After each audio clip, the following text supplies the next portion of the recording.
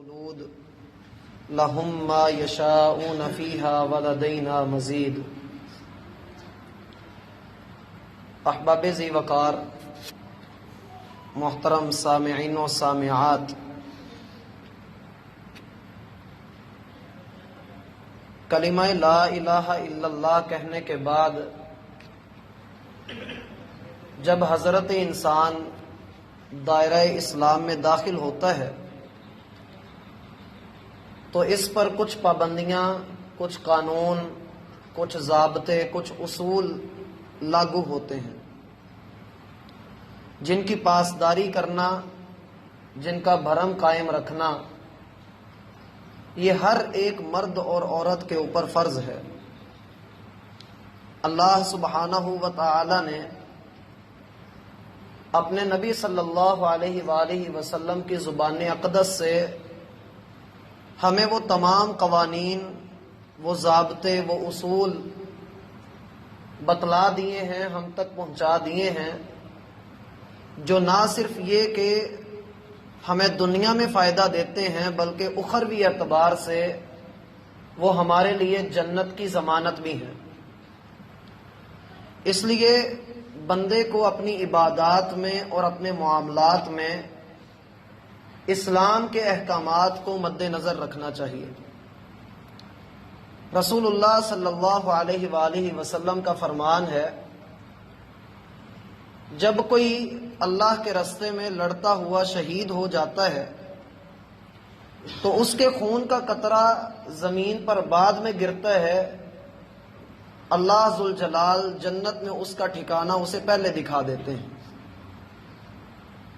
لیکن یہ شہید بھی اگر اس حال میں فوت ہو، اس حال میں اللہ کے پاس پہنچے، اس حال میں اللہ سے ملاقات کرے کہ اس کے کندھوں پہ قرض تھا، اس نے کسی کے کچھ پیسے دینے تھے، کسی کی کوئی رقم اس نے واپس کرنی تھی، تو اس کی شہادت بھی اس کو جنت میں داخل نہیں کرے گی، یہ جنت کے باہر کھڑا رہے گا حتیٰ کہ اس کی جانب سے قرض چکا دیا جائے۔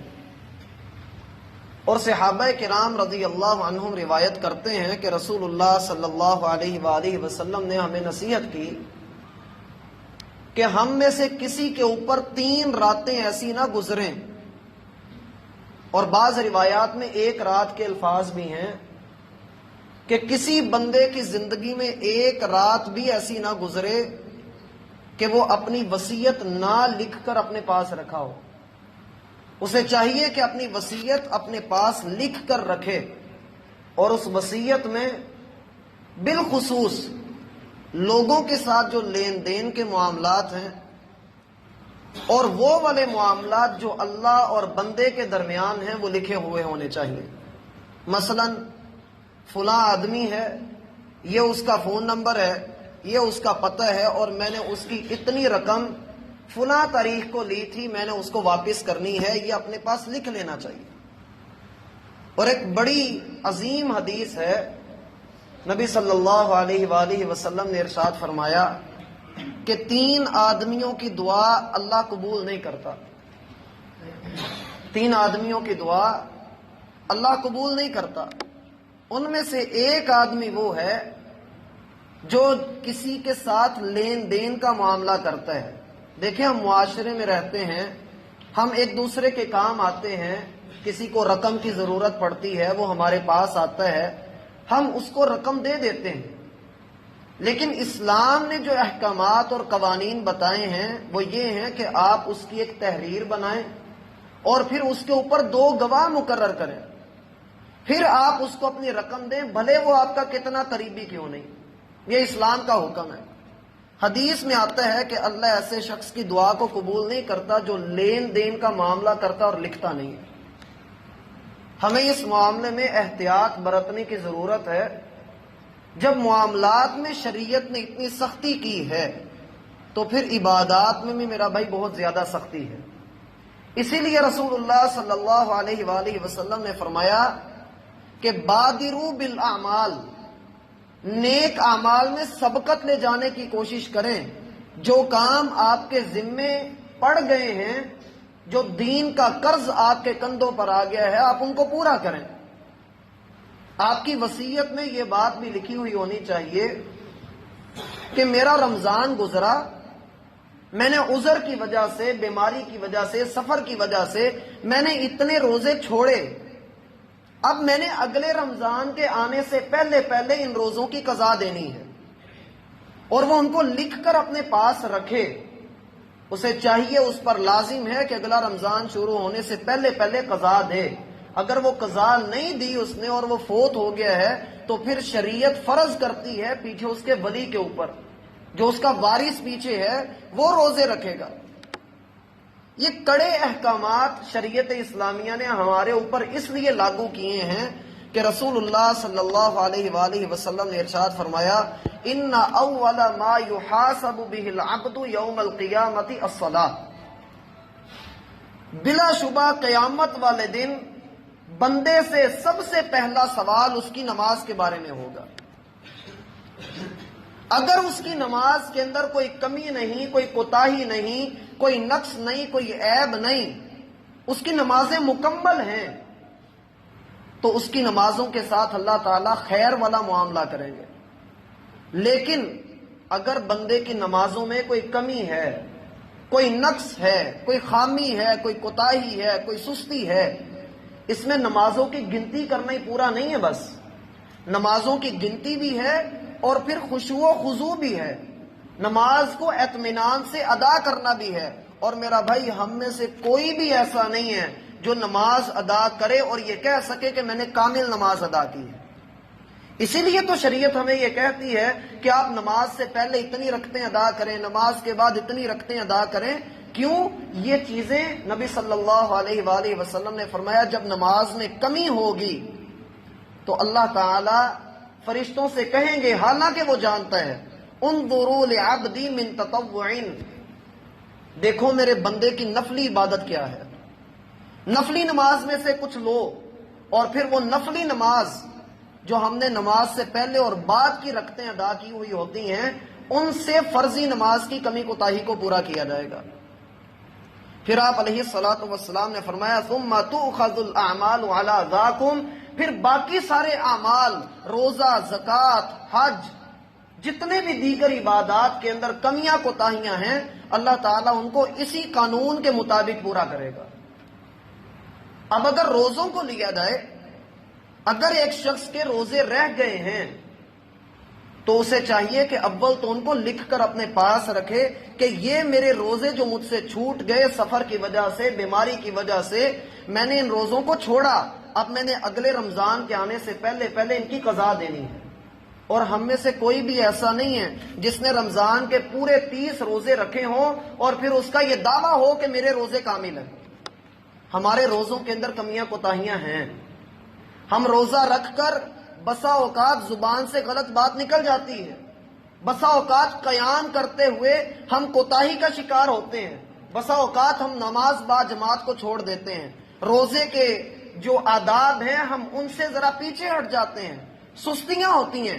صرف بھوکا پیاسا رہنے کا نام تو روزہ نہیں ہے، روزہ تو ہے تقوی کا نام۔ اسی لیے تو اللہ تعالیٰ نے فرمایا، کتب علیکم الصیام کما کتب علی الذین من قبلکم لعلکم تتقون، تم پر اللہ نے روزے ایسے ہی فرض کیے ہیں جیسے پہلی قوموں پر فرض تھے، اور اس لیے فرض کیے ہیں کہ تمہارے دلوں کے اندر اللہ کا ڈر بیٹھ جائے، نیکی کا جذبہ تمہارے دلوں کے اندر آ جائے۔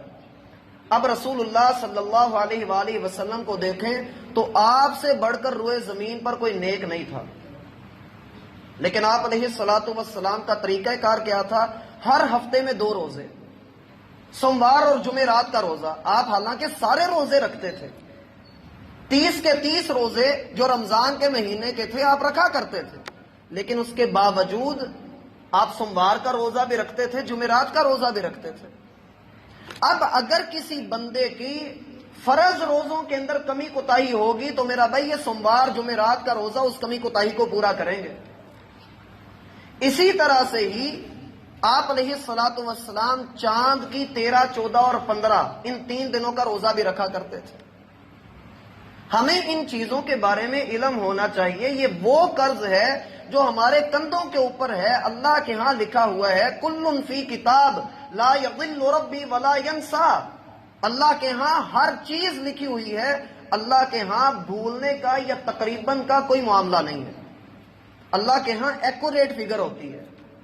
ہم نے کتنے روزے چھوڑے ہیں، کتنی نمازیں ہم نے چھوڑی ہیں، یہ دو بنیادی عبادات ہیں جن کے اندر ہم سستی کا شکار ہیں۔ اور یہ غفلت کا وقت، جس وقت دنیا کے اندر فتنے عام ہوتے چلے جا رہے ہیں، اور اس غفلت کے وقت میں اللہ کی اطاعت کی طرف آنا، دیکھنا کہ لوگ نیکی کے اندر سست ہوئے ہیں اور بندہ نیکی کرے، یہ بڑا مشقت والا کام ہوتا ہے۔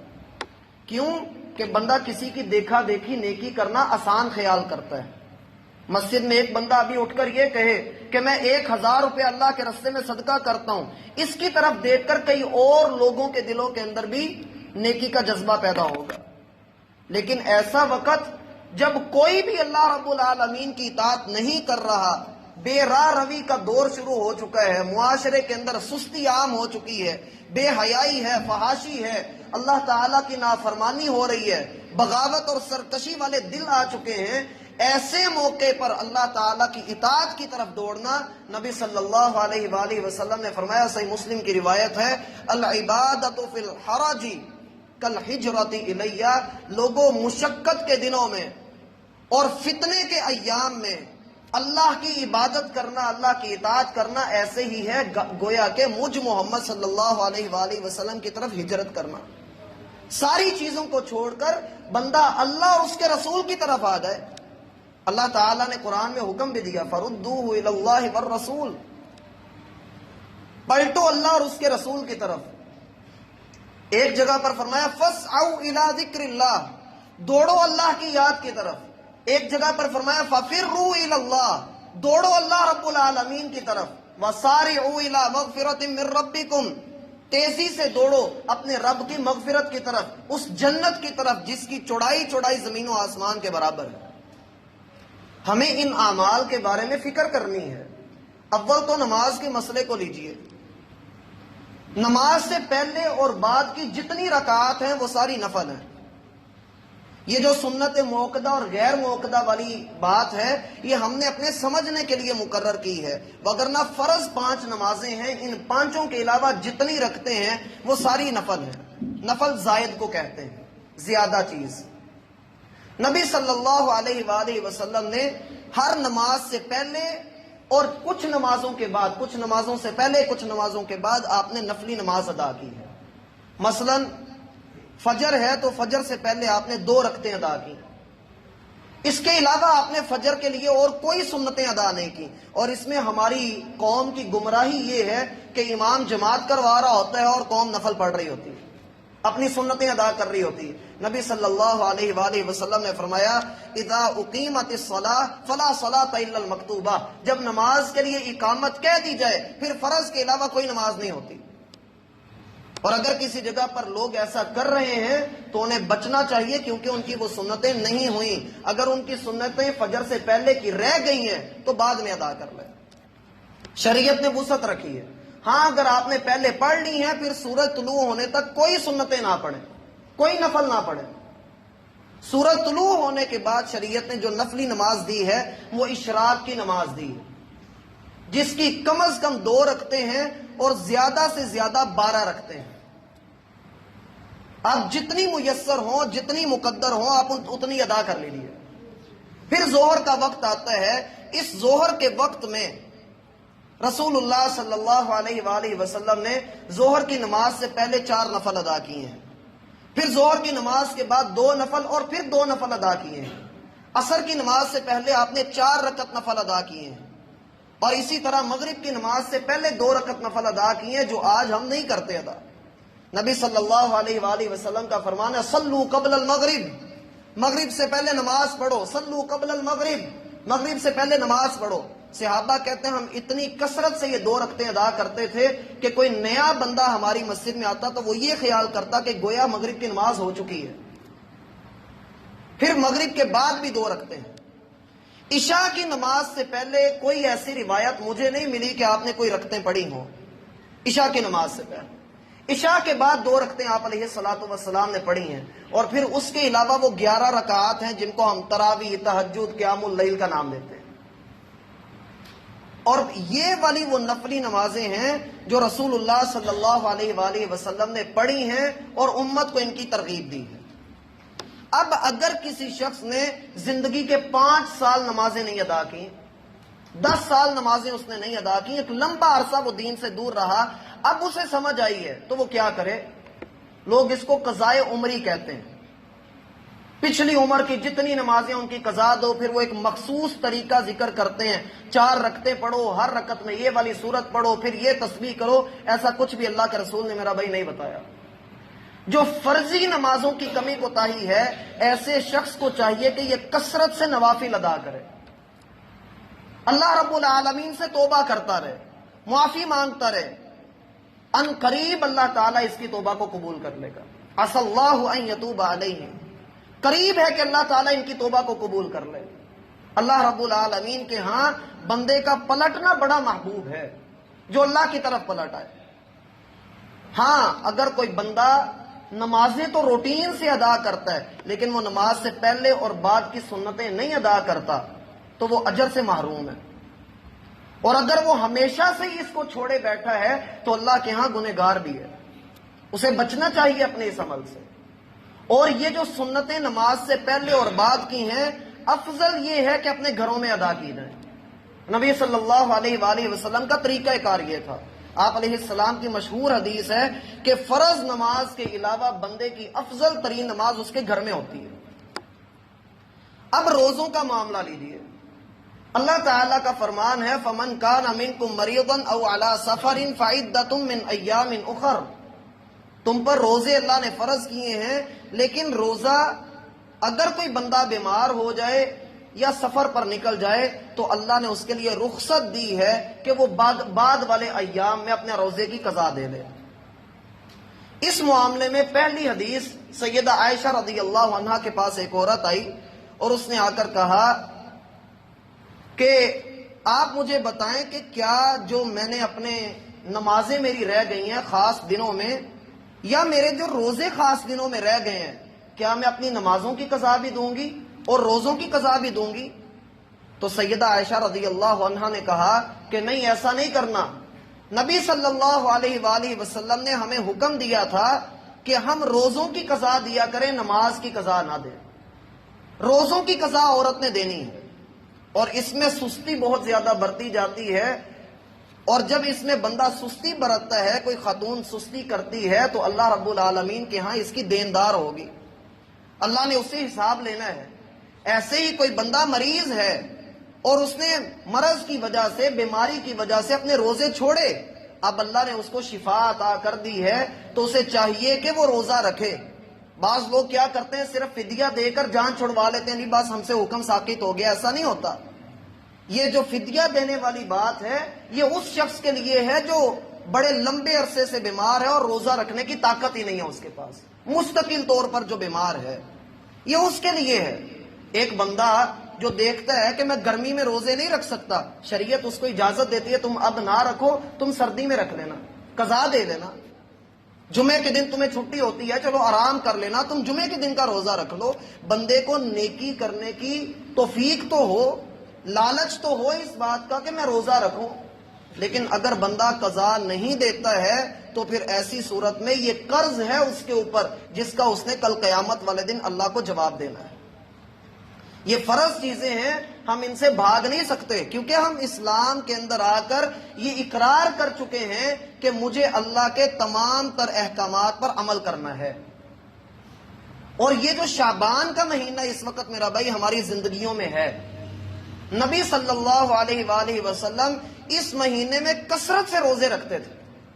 اگر آپ کے ذمے روزے نہیں بھی ہیں تب بھی اس مہینے میں کثرت سے روزہ رکھیں، رمضان کی تیاری کریں، اور اگر آپ کے ذمے روزے ہیں تو کوشش کریں اس مہینے میں ان کو کلیئر کر لیں، یہ لازم ہے۔ اور پھر وہ بندہ جو مریض تھا یا جو مسافر تھا، اس کے لیے تو زیادہ ضروری ہے۔ اب اس کی مرضی ہے وہ سوموار جمعرات کا روزہ رکھ کر اپنے روزوں کی قضا دے، یا وہ ایام 20 چاند کی 13 14 اور 15 کا روزہ رکھ کر قضا دے۔ اکٹھے رکھنا چاہتا ہے تو اکٹھے رکھ لے، علیحدہ علیحدہ کر کے رکھنا چاہتا ہے تو علیحدہ علیحدہ رکھ لے، جیسے اس کا دل کرتا ہے رکھ لے، لیکن صرف جمعے کا روزہ اور صرف ہفتے کے دن کا روزہ رکھنے سے اللہ کے رسول نے منع کیا ہے۔ صرف جمعے کے دن کا روزہ نہیں رکھنا، یا جمعرات جمعے کا رکھیں یا جمعے ہفتے کا رکھیں۔ اسی طرح ہفتے کے دن کا بھی اکیلے کا روزہ رکھنے سے اللہ کے رسول نے منع کیا ہے۔ اور وہ خواتین جو پریگنینسی میں ہیں یا جو فیڈ کرواتی ہیں، ان کے لیے 3 طرح کے احکامات ہیں۔ پہلا تو یہ ہے کہ وہ صرف اپنے روزے کی قضا ہی دیں گی۔ دوسرا قول یہ ہے کہ نہیں، وہ صرف فدیہ دے دیں۔ ایک مسکین کا کھانا ایک دن میں جو بنتا ہے اس کا حساب لگا کر مسکین کو وہ دے دیں، جتنے بھی روزے ان کے ذمے ہیں اس حساب سے وہ حساب کتاب لگا کر کسی مسکین کو وہ کھانا بھجوا دیں۔ اور تیسرا قول جو بہترین ہے، سنت کے مطابق ہے، وہ یہ ہے کہ اس عورت کو چاہیے کہ وہ فدیہ بھی دے لے اور قضا بھی دے جب اللہ اس کو شفا دے دے۔ کیوں؟ اللہ تعالیٰ کا فرمان ہے وَأَن تَصُومُوا خَيْرٌ لَكُمْ، لوگو اگر تم روزہ رکھ لو تو تمہارے لیے بہت بہتر ہے۔ تو مومن کو چاہیے کہ نیک اعمال کے اندر جلدی کرتا رہے۔ رسول اللہ صلی اللہ علیہ وآلہ وسلم کو جب دیکھا گیا کہ آپ شعبان کے مہینے میں کثرت سے روزہ رکھتے ہیں تو آپ علیہ الصلوۃ والسلام سے پوچھا گیا اللہ کے رسول آپ اس مہینے میں اتنی کثرت سے روزہ کیوں رکھتے ہیں؟ آپ نے فرمایا یہ وہ مہینہ ہے جس میں لوگوں کی اکثریت اس کی فضیلت سے، اس کے اجر سے غافل ہے۔ لوگوں کو نہیں پتہ ہے کہ اس مہینے کا اللہ رب العالمین کے ہاں رتبہ کیا ہے، اور وہ رتبہ یہ ہے کہ اس مہینے میں اعمال اللہ کے ہاں پیش کیے جاتے ہیں۔ اس کے علاوہ اس مہینے کی دوسری فضیلت یہ ہے کہ آپ علیہ الصلوۃ والسلام اس مہینے میں کثرت سے روزہ رکھا کرتے تھے۔ یہ رمضان کی تیاری بھی ہے، اور پھر سب سے بڑھ کر یہ کہ اس وقت امت کے اوپر جو فتنوں کا دور ہے، بندہ اگر روزہ رکھے تو اس کے دل کے اندر تقوی جاگزیں ہوگا، اس کو تقوی کی دولت اور تقوی کی نعمت عطا کی جائے گی۔ اور اس میں یہ بات بھی میرا بھائی ذہن میں رکھ لیں، میں بار بار کہوں گا کہ جن کے ذمے اپنے روزے ہیں وہ رمضان کے شروع ہونے سے قبل ان کو کلیئر کر لیں، ان کو پورا کر لیں، محنت کر لیں، مشقت کر لیں۔ جو خواتین ہیں وہ بھی اور جو مرد ہیں وہ بھی اپنے روزوں کی قضا دے لیں۔ اور اگر کوئی مستقل مریض ہے پھر وہ دیکھے کہ اس کے ذمے کتنے روزے ہیں اور ان روزوں کا حساب لگا کر وہ فدیہ دے لے، مساکین کے ہاں کھانا بھجوا دے۔ یہ شریعت کے احکامات ہیں، ہمیں ان کے اوپر عمل کرنا ہے، نہیں تو رسول اللہ صلی اللہ علیہ وآلہ وسلم کا فرمان ہے کہ بادروا بالاعمال فتنا کقطع اللیل المظلم، لوگوں نیک اعمال میں جلدی کرو، فتنے رات کے اندھیرے کی طرح آ رہے ہیں۔ بندہ صبح کے وقت مومن ہوگا تو شام تک کافر ہو چکا ہوگا، اور اگر شام کو مومن ہے تو صبح تک کافر ہو چکا ہوگا۔ اس لیے اپنے دین کا سودا نہ کریں، دین کے بارے میں لاپرواہ مت ہوئیے، سستی کا شکار مت ہوں۔ یہ وہ چیزیں ہیں جن کا اللہ رب العالمین نے ہم سے حساب لینا ہے۔ رسول اللہ صلی اللہ علیہ وآلہ وسلم نے فرمایا کہ سب سے پہلے بندے سے اس کی نماز کے بارے میں سوال ہوگا۔ اگر نماز ٹھیک ہوئی تو باقی اعمال کے اندر بھی اللہ تعالیٰ اس کے لیے خیر کر دیں گے، آسانی کر دیں گے۔ لیکن اگر نماز کے اندر بندے کی کوتاہی ہوئی تو فرشتوں کو حکم ہوگا کہ اس کی نفل نماز کو دیکھو، اس کی نفلی نماز سے اس کے فرضوں کی کمی کو پورا کیا جائے گا، پھر روزوں کو دیکھا جائے گا، اور پھر یہی معاملہ ہوگا کہ اگر روزوں کے اندر کوئی کمی کوتاہی ہے تو اس کے نفلی روزے سے اس کی کمی کو پورا کیا جائے گا۔ اس لیے ہم کوئی بھی اس بات کا دعویٰ نہیں کر سکتے کہ ہمارے روزے، ہماری عبادات کامل ہیں، ہمیں سے کوئی یہ دعویٰ نہیں کر سکتا۔ تو نفلی عبادات اللہ رب العالمین کے قرب کا ذریعہ ہے، اللہ رب العالمین کے تقرب کے لیے بندے کو چاہیے کہ وہ نفلی عبادات میں بڑھ چڑھ کر حصہ لے۔ سلف صالحین کا انداز یہی ہوتا تھا کہ وہ نفلی عبادات کو چھپا کر کیا کرتے تھے، لوگوں کو نہیں بتاتے تھے۔ اس لیے کوشش کریں کہ جس کے ذمے روزے ہیں وہ اپنے روزوں کی قضا دے، اور جس نے نمازیں چھوڑی ہوئی ہیں وہ کثرت سے نوافل ادا کرے۔ اللہ تعالی ہم پر اپنی رحمت کرے، وما توفیق الا باللہ۔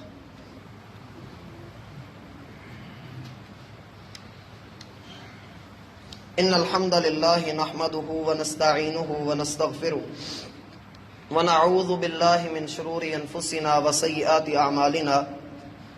احباب گرامی، بعض لوگ اس مہینے کے اندر شبرات کا ذکر کرتے ہیں، اور بھی کئی ایک چیزیں جو اس مہینے کے ساتھ جوڑی جاتی ہیں۔ ایسی کوئی بھی روایات اللہ کے رسول سے ثابت نہیں۔ بعض لوگوں کا یہ کہنا ہوتا ہے جی ہم نیکی ہی تو کرتے ہیں، تو اس کا جواب میرا بھائی یہ ہے کہ نیکی کا طریقہ اللہ کے رسول نے ہمیں بتا دیا ہے۔ اگر ہم اللہ کے رسول سے 1 سینٹی میٹر بھی آگے بڑھیں گے تو ہم اپنے لیے خسارے کا سودا کر رہے ہوں گے۔ اس لیے بندے کی اطاعت کی خوبی یہی ہے کہ بندہ اللہ کے رسول کے پیچھے چلے۔ آپ امام سے پہلے سر نہیں اٹھا سکتے۔ امام کا رتبہ یہ کہا گیا کہ اگر اس سے پہلے سر اٹھائیں گے تو اس بندے کو ڈرنا چاہیے کہیں اس کا سر اللہ گدھے کے جیسا نہ بنا دے۔ تو وہ جو امام الانبیاء ہیں، اگر کوئی بندہ ان سے آگے بڑھے اور یہ کہے کہ اس میں کوئی حرج کی بات نہیں ہے تو میرا بھائی یقیناً اس میں حرج ہے۔ ہمارے ذہنوں کے اندر حرج ہو نہ ہو، اللہ کی کتاب میں حرج ضرور ہے۔ اللہ تعالیٰ نے فرمایا ما آتاکم الرسول فخذوہ، جس چیز کا حکم رسول تمہیں دے لیں اس کو قبول کر لو، وما نہاکم عنہ فانتہوا، اور جس سے وہ منع کریں اس سے رک جاؤ۔ تو ہمارے لیے رکنا بھی ہے اور اللہ کے رسول کی اطاعت بھی ہے، اسی کے اندر خیر ہے، اسی کے اندر نجات ہے۔ اللہ تعالی ہم سب پر اپنی رحمت کرے، ہمارے معاملات کے اندر اللہ تعالی آسانیاں فرمائے، دنیا اور آخرت کی خوشیاں اللہ ہمیں عطا کرے۔ جو لوگ بیمار ہیں اللہ تعالیٰ ان کو شفائے کاملہ عاجلہ عطا فرمائے، اور جو لوگ مقروض ہیں اللہ تعالیٰ ان کے قرضے اپنی جناب سے عطا کر دے۔